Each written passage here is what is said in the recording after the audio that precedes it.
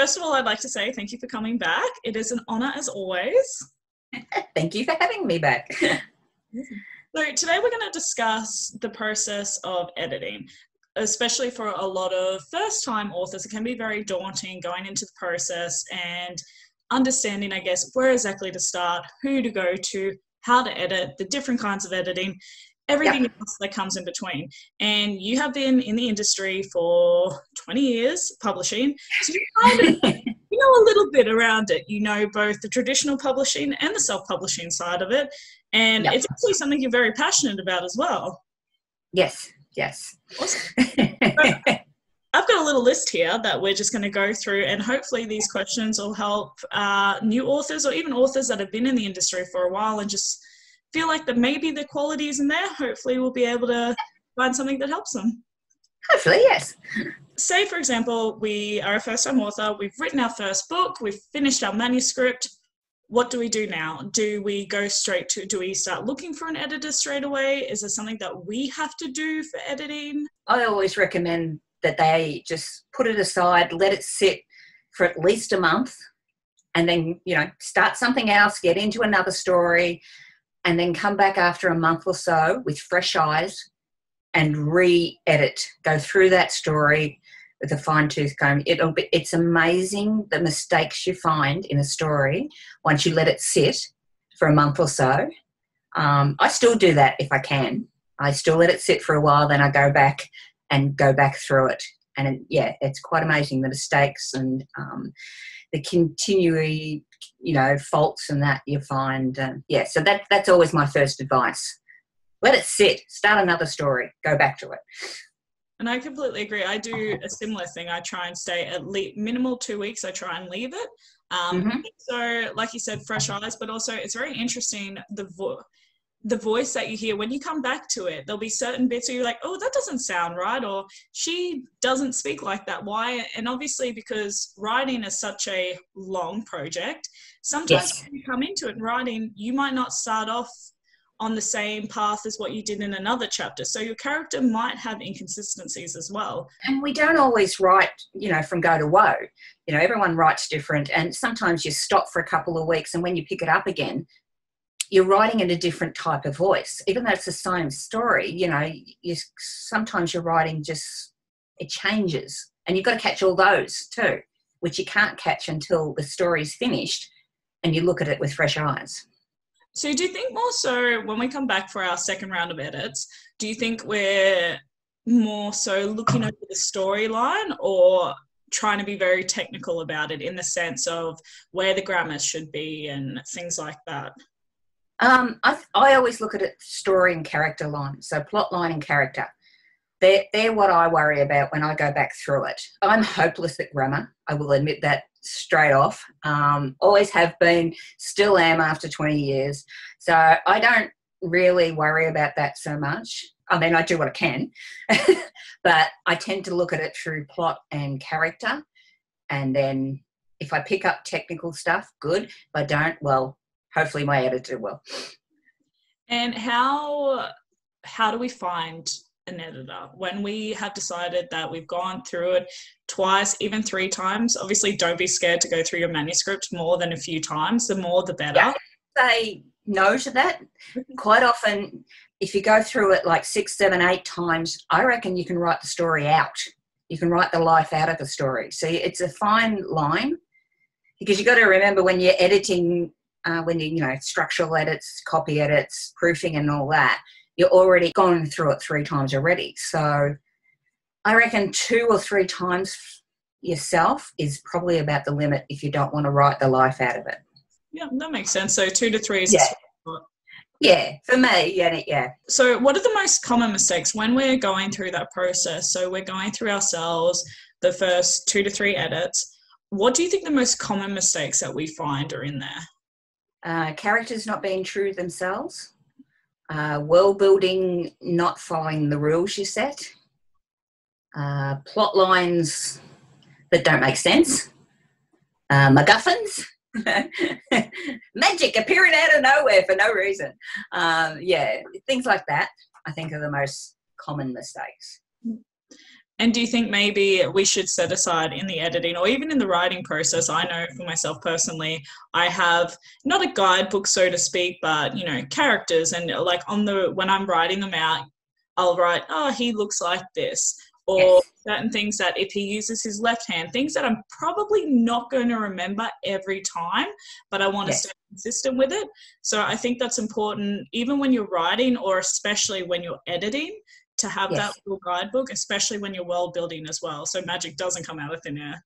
Yeah. Well, I do a copy and paste. So I've always got my main file open, and then I've got a character file and a world building file. So if I write something in the world building, I just copy it over to the world building file, and then it's there for when I'm editing. Of course, it's a bit of a mess, but, you know, that's all right. Works for me. But it is important in the editing process. I think a lot of people think when they think editing, they're just straight, oh, my grammar needs to be perfect, or I need to have, you know, size 12 times Roman numeral. Like, is that the font? I think that's the right font name. But that's not what it's all about, is it? Exactly. This is the first stages. Before we even get to the editor, we need to make sure that our world is perfect, that our writing's perfect, our characters are consistent. And when we are happy with that, we have to go into the next step of finding an editor. Yes, that's always fun. How? How do we do that, Keri? Look for recommendations. Most authors have friends who have been self-published or, you know, even traditionally published, and ask them who they recommend. Go online. Amazon forums, I think, is still open. You'll find lots of recommendations there. A lot of editors will do a sample edit of your work, so you can get an idea of whether they're a good fit with your style of writing. I usually go on recommendations though, so that's how I found all mine. I think as well, especially for first-time authors, I remember the first time, so I had a very bad experience with my first editor, and I was only 19 at the time, but I had paid upfront, which was nasty. Yeah, no. Mistake. And also he had only done 2/3, and then he said he couldn't do it anymore. My main character was as likable as cancer. Wolves can't possibly be that big, despite it being a young adult book in a fantasy world with shapeshifters. Of course wolves can be that big, but it absolutely destroyed my confidence. And the problem with that was I didn't do enough research. So I didn't do enough research on him and his qualifications. Turned out he was an author himself who wrote nonfiction. So obviously, I think when you're trying to find an editor as well, try and keep in mind that their readers, they will have a preference of genres. And, you know, editors can edit anything, but they're going to be excited about the work as well if they love fantasy too. We're using fantasy because we're both fantasy authors as examples. But you need to find the right person for you. So as you said, they do sample work. Don't feel shy if you get a sample back and think, oh, I think this has changed my voice, or it's not the flow that I wanted. It's okay to say no to that person and move on to the next one. Don't be so focused perhaps on just getting it out and making it work that you can already see issues at the start, but ignore them, because those issues, it's a working relationship. Those issues are going to pop out everywhere, and it's absolutely going to destroy your experience in it. Yeah, you've got to be able to trust your editor. And if you don't trust them, then it's not going to work. You brought up qualifications, and I think that's an important thing too, because anyone can hang out a shingle and say they're an editor. A lot of them on the net haven't got qualifications. A lot of them are just authors themselves. And sometimes that's not a good thing. Yeah. Sometimes you really do need the qualifications for an editor. You know, done a course or, you know, something like that. And I think too, there's a difference, because I've had a few different editors. Again, like I've tried to find the right person for me. And so I've gone from somebody who had, you know, the uni degree and had focused on this for such a long time, but it kind of killed the creativity, I guess, of it. It was too technical almost. Yes. And then opposed to another person who didn't so much have the background, but, you know, in school they were really good at grammar and stuff. And I'm not saying any are better than the other, but they're not entirely qualified to edit my particular book. I think just keep that in mind as well, maybe. Yes. Yeah. There's a whole heap of things to keep in mind, unfortunately. That's what we're here for, Keri. We're trying to help them. So one thing I really want to discuss, because this is usually the denominator as to what editor you're going to choose. You have a fine list of editors. Who do you choose? Money. Money is such a massive issue, especially for self-published authors, because we have a very low budget. And I think there's a fine line between spending too much or spending too little on editing services. What's your thoughts on that? I always say go with the best one you can afford. Don't overspend, because, you know, if you're spending thousands, you're not getting much more than if you're spending 5 or 6. In most cases. I mean, there's some traditional editors out there that are charging 3,000 or 4,000, and I just think that's insane to be paying that. The editor I go with charges about $400-500 US, the structural editor, and she does a really good job. You know, she's been in the industry for a while. She's been in the traditional industry, but, you know, she doesn't charge a fortune, and she does a good job. And I think that's, you've just got to walk that line of getting a good editor without paying a fortune, because the more you pay, the longer it's going to take you to earn that money back. So. I think too, and that's a good example, as you said, your editor has been in the traditional publishing industry as well, and yet I think her services are quite reasonable for what 4 to 5. Yeah, that's very reasonable, and you don't want to get trapped in with an editor. If they're charging that amount of money, they don't really care about your book. They don't care about your success. And it's not saying that an editor needs to care for your success, but I also think it's important because you need that healthy relationship with them. If it doesn't sound right, if what they're quoting you doesn't sound right, then it's probably not right for you. And you get ripped off. How did you find your editor? Did you bring her over from the traditionally publishing world, or did you find her on recommendations? Recommendation, yeah. A friend of a friend. I think that's the best way of trying. You know, just get the recommendation of people you trust and then see how it goes. And I think also, even in that, when you're looking at quotes from editors, the important thing to keep in mind too is this is only book 1. You need to be able to afford book 2 and book 3. If you're paying $2,000 to $5,000, something ridiculous on each edit, you're only going to be able to publish 1 book a year, maybe. Yeah. So just be smart with your money. Yeah, and people got to remember, it's not just the one edit. You know, usually you get a structural, well, I do anyway, a structural, a copy edit, and a proof. So you've got to be able to pay for all 3. So if you're paying, you know, $2,000 or $3,000 for a structural edit, then, you know, you're not going to have the money down the line for the copy edits and the proofing. And probably the copy edits and the proofing are, if not as important, or they're more important than the structural. So, and this was another question I had further down, but we'll just get straight into it now. What's the difference between all those edits? Structural edit is world building, characters flow. It makes sure the whole book makes sense. Copy editing is the line-by-line editing, the small stuff.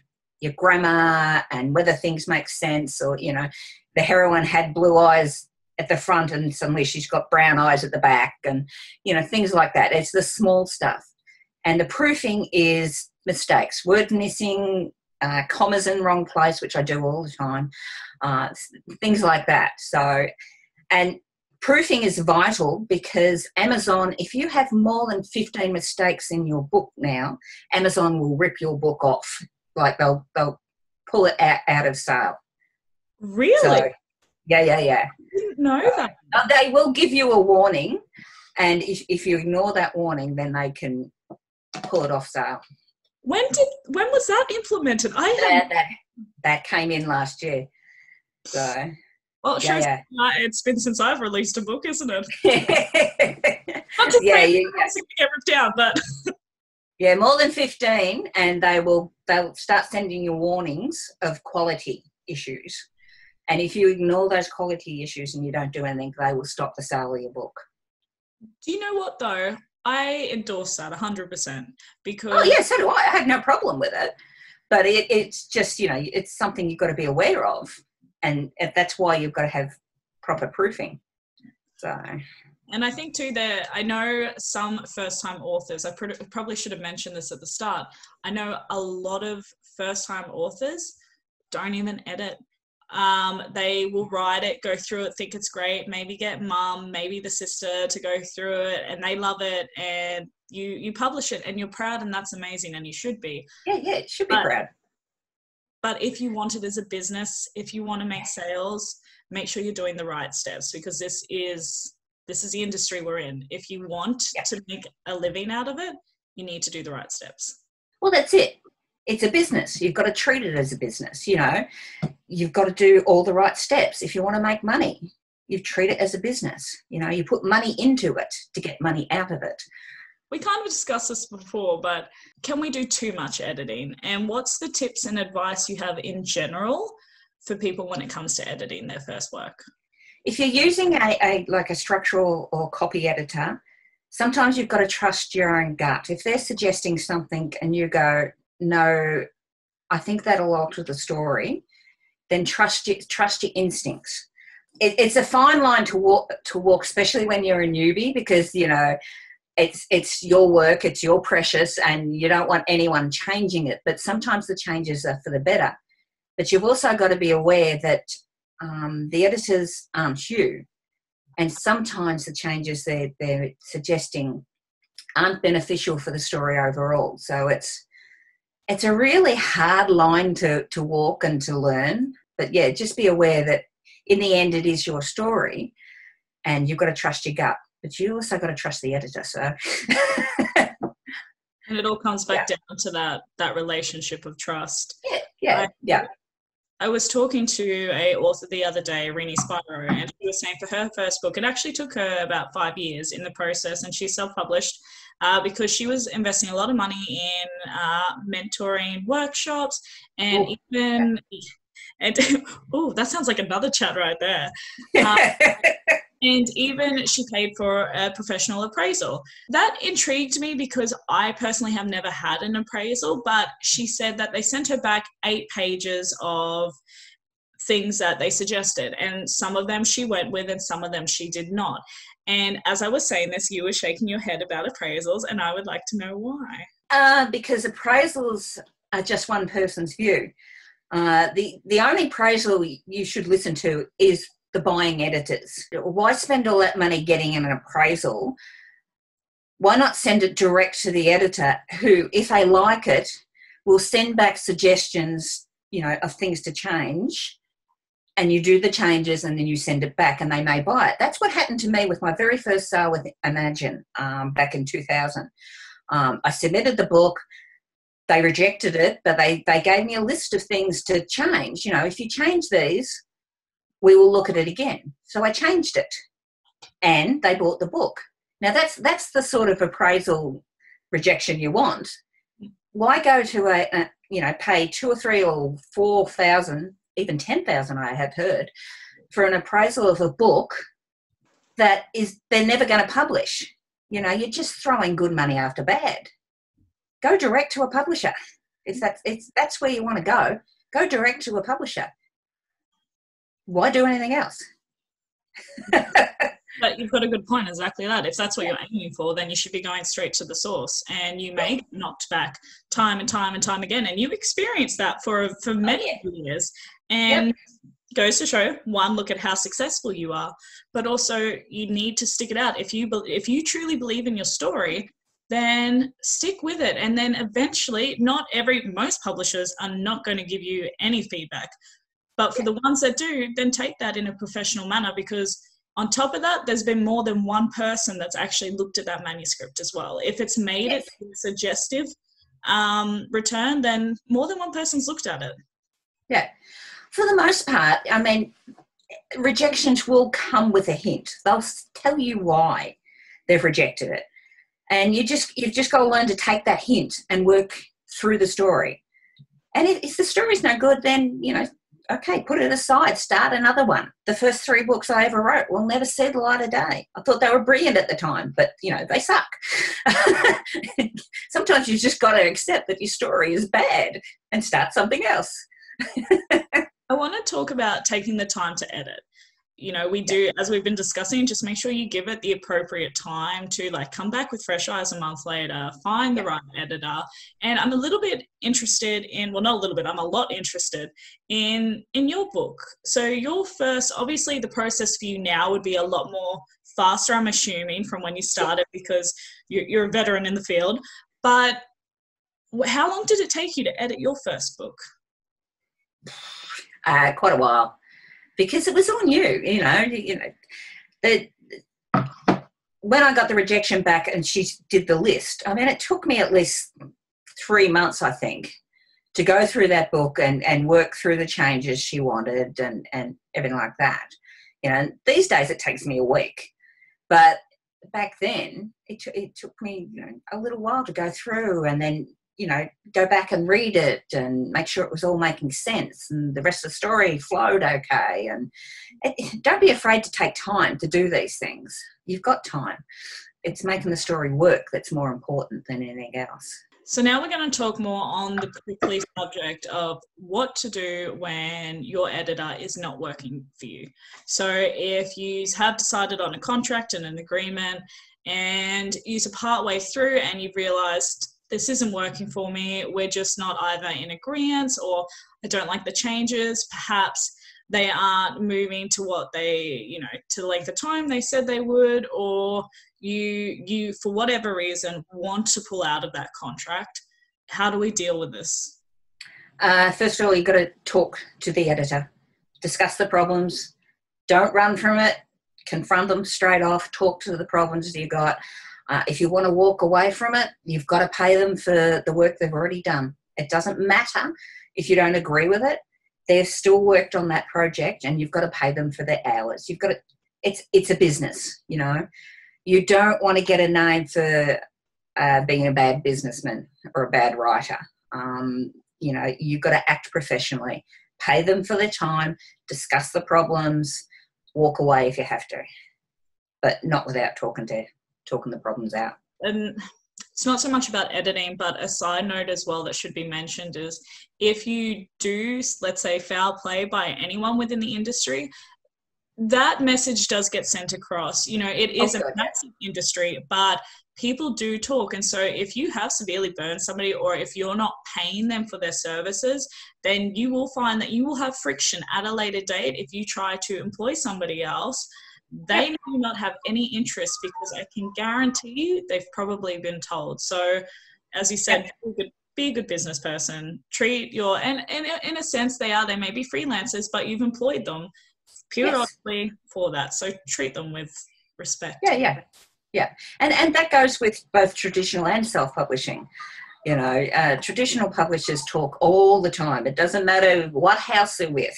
All the editors get together and talk. So if you're in traditional and you're always late with your work and everything like that, the whole industry knows. So if you want to go to another house, you will be confronted with that. So it's a business, treat it like such. So we vaguely went over this before, but who's in charge? So when your editor does offer you constructive criticism, and we did talk about this before, but making sure that you are taking it on constructively. And if you've been working with that editor for a while, or you do have a good friendship with it, and sometimes these do turn into friendships, respect what they're saying, but also take time to yourself to think, how much will this change the structure of my character or the overall story, and making sure that you are being as authentic as you can. But know that they wouldn't suggest it unless from their perception it needed to be changed. So how would you say the most healthiest balance, or the most healthiest way to take on that criticism from your editor is? Always remember, nothing they say is personal. It's aimed at making the book better. But in the end, it's your book. And if you want to ignore them, ignore them. But your book could be aware your book could be the worst for it. So, yeah. So is there anything else that you think that we should discuss about editing that might help new authors in the industry and how to go about the editing process? Just get it done, really. Don't do it yourself. Don't rely on family, because family will be kind. They're never going to abuse your baby. Just get the best editors you can afford. If you're not sure on structural stuff, get structural edits. Get your copy edits if you suck at grammar like me. Make sure you get proofing done, no matter what, by people you trust, because that is very vital for sales. So. And it's not a form of editing, but I think sometimes it might be important if you, maybe on your first one you won't yet have a following. If you've done your marketing correctly, perhaps you already do. But if you have a select group of members, readers or fans that you trust, you can always do art copies. So you can send them a copy of the book before it's actually released and ask their honest opinion on what they think. This is a double-edged blade though, because of course, say if you send it off to 10 or 20 people and they come back with all different forms of feedback, then you're going to think, what do I change? How much do I need to change? So definitely remind yourself that this is a story and everyone's going to have different perceptions. But if there is one thing that keeps coming up and people are like, I don't think this is realistic how this scenario outplayed, then maybe you do have to edit and change that. So sometimes having a few more eyes is a great idea, but it can also make you very insecure about your work before you release it as well. Yeah, I have a beta reader before I do structural edits. So I finish my story, run through the editing myself, and then I send it to my beta reader, who just reads the whole story and tells me if it makes sense, where she had a problem with the world building or character and everything like that. So I do that, and then I fix up, if she finds anything, I fix all that up, and then I send it to my structural editors and copy editors and things like that. So I do it before it goes through the editing. Same thing though. It's basically, does the world make sense? And that's the most important part. Yes. Well, I want to say thank you so much for doing this segment with me. You know, I absolutely love your bits, so it always excites me when you're happy to come on, and especially talking about something that is so important to so many new authors, old authors, everyone in between. So thank you so much for coming on today. Oh, thank you for having me again.